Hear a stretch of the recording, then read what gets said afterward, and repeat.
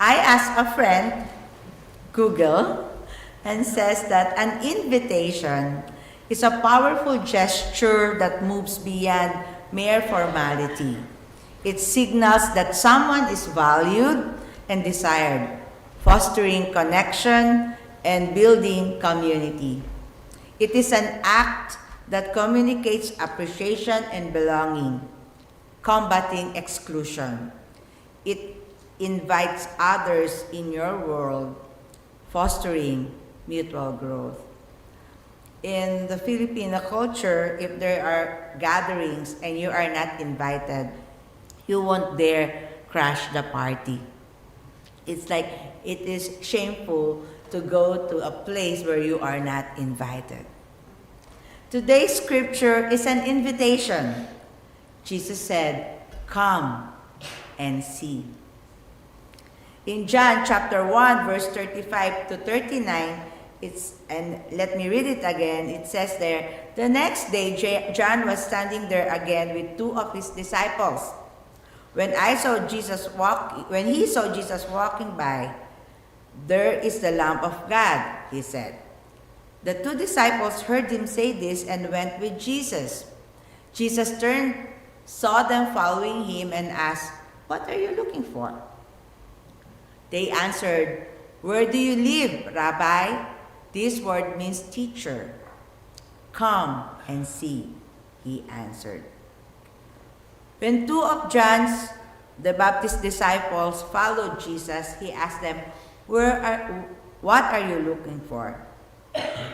Funny, they answered with a question, "Where do you live, Rabbi?" And Jesus answered, "Come and see." His reply was not a location, but an invitation. An invitation to enter his world. Come and see who I am. Our scriptures today invites us to come and see who God is, who I am. First, in Isaiah, in our Old Testament reading, and I hope, Mary Ann, I could explain it as much as you have read it aloud. "Come and see, God is our defender and the source of my strength," according to Isaiah. Isaiah 49:4, it says, "I said, I have worked, but how hopeless it is. I have used up my strength, but have accomplished nothing. Yes, I can trust the Lord to defend my cause. He will reward me for what I do." And on chapter 49, verse 5b, he again says, "The Lord gives me honor. He is the source of my strength." Later, I'll explain it, Marianne. And in Psalms chapter 40, it says, it is a testimony of God as a compassionate healer. Verse 1 to 3 said, "I waited patiently for the Lord's help. Then he listened to me and heard my cry. He pulled me out of the dangerous pit, out of the deadly quicksand. He set me safely on a rock and made me secure. He taught me to sing a new song, a song of praise to our God. Many who see this will take warning and will put their trust in the Lord." According to the Bible commentary friend that I asked, the occasion of this hymn of thanksgiving appears to have been that the psalmist returned to his work or congregational worship. As Mary Ann said, he is like Michael, the choir director of the church, who came back to the church after a near-fatal illness. So the dangerous pit or quicksand in verse 4 are metaphors for his expected death. Yet miraculously, he did not die. Hence his rejoicing and renewed trust in Yahweh expressed so vividly. So I just imagine when he said, "I wait patiently for the Lord." It could be a chronic illness. It could be like what Amy said, the friend is on a chemotherapy. It could be a long-suffering sickness or disease that this choir director has. Yet, he said, God pulled him out of this danger and set him on a rock and made him secure again. And therefore, he was able to sing anew and praise him. At times when we are discouraged, when we are hopeless or sick, there is a standing invitation to trust God. Come and see God to defend you, to strengthen you, and to heal you. Back to John's Gospel, in that short passage, we are invited to know Jesus more than just the son of Mary and Joseph the carpenter. In verse 29, it says, "The next day, John saw Jesus coming to him and said, 'There is the Lamb of God who takes away the sin of the world.'" And in verse 35, it says again, "When he saw Jesus," meaning John the Baptist, saw Jesus walking by, he said, 'There is the Lamb of God.'" Verse 34, he even said, "I have seen it, and I tell you that he is the Son of God."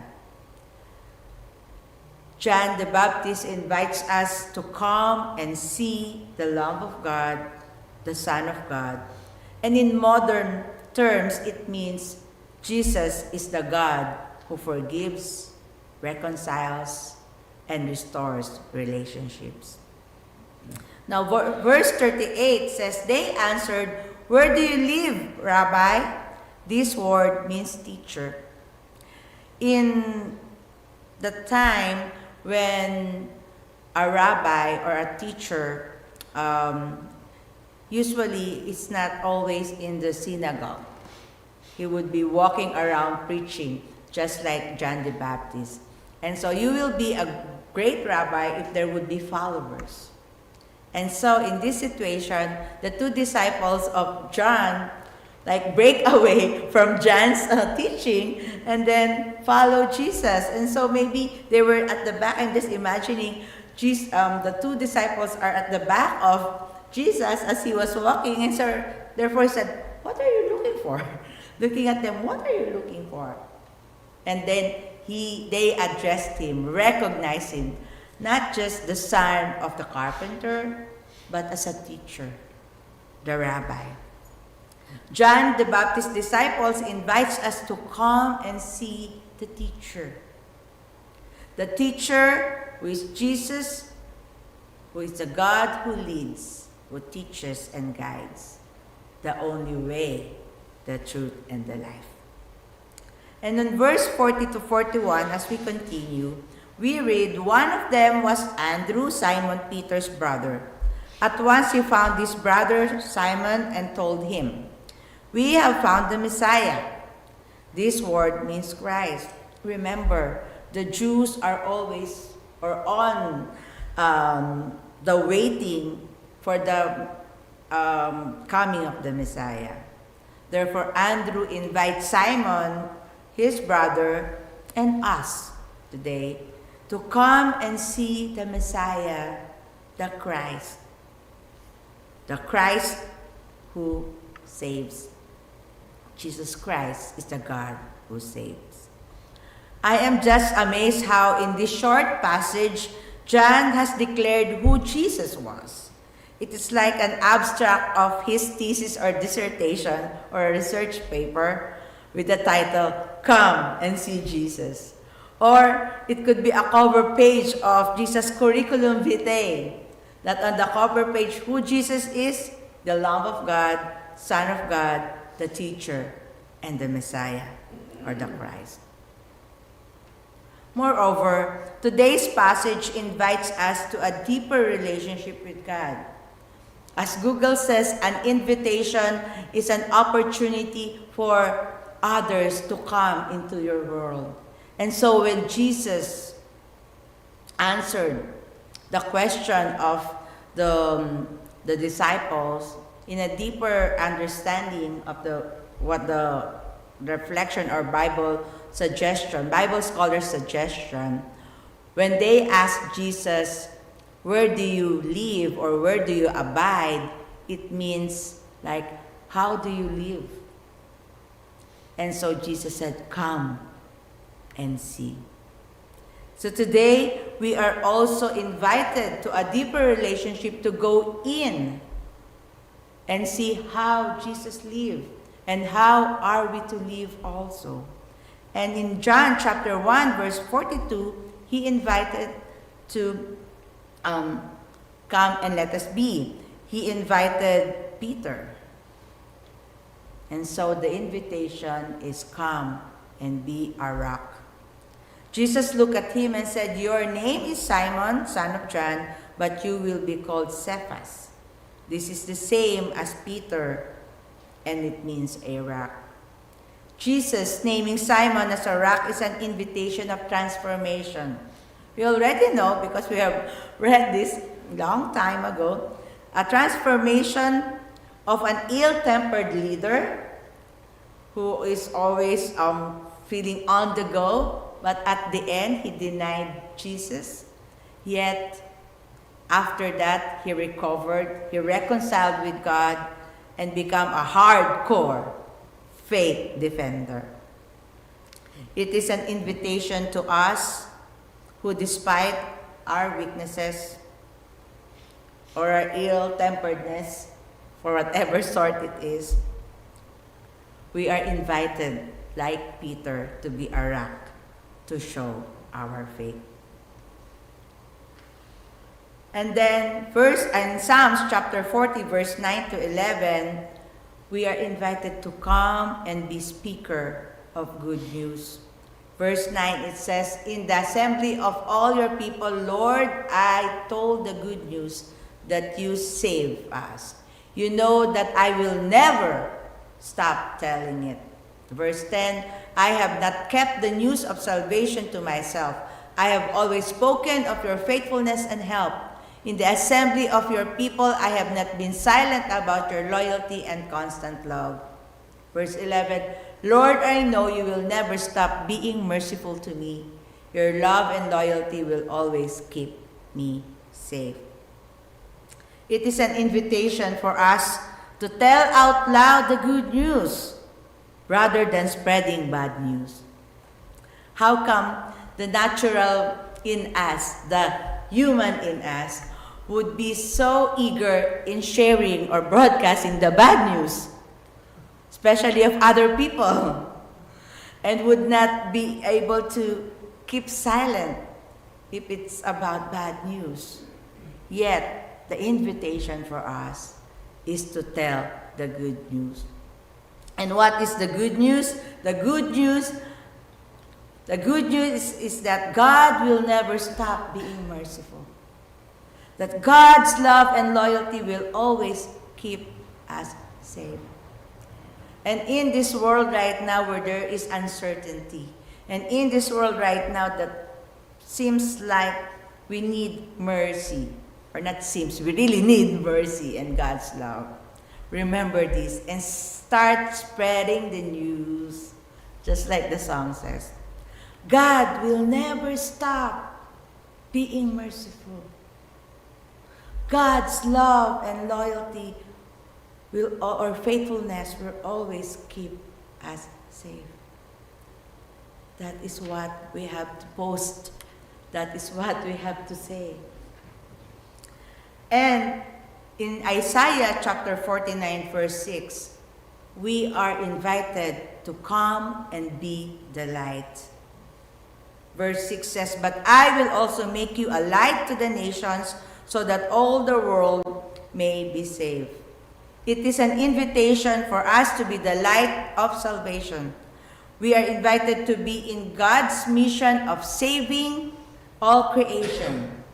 We are invited to be the light in the darkness of this world. Every minute of our lives is an open invitation, a standing invitation to come and see Jesus the Savior. An invitation for us to join Him in His mission, Jesus' mission. Come be the rock. Come be the good news, bearer of good news or speaker of good news. Come and be the light. And in honor and commemoration of Reverend Dr. Martin Luther King Jr.'s life, let me end this message with these words. Darkness cannot drive out darkness. Only light can do it. Hate cannot drive out hate. Only love can do it.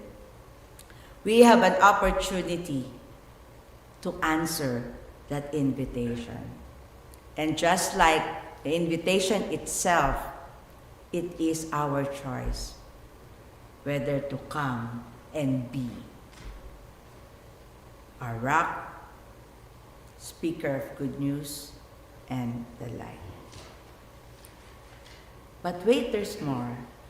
We also have an opportunity to invite God in our lives. When we pray, we invite God to enter in our life. The act of prayer is saying, "Come and see me, Lord.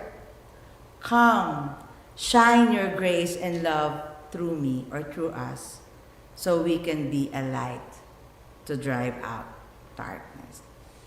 And so, let me share with you this breath prayer, and we could do it all together. We could ask the Lord, invite us to come. Come, Jesus, and let me be. Amen.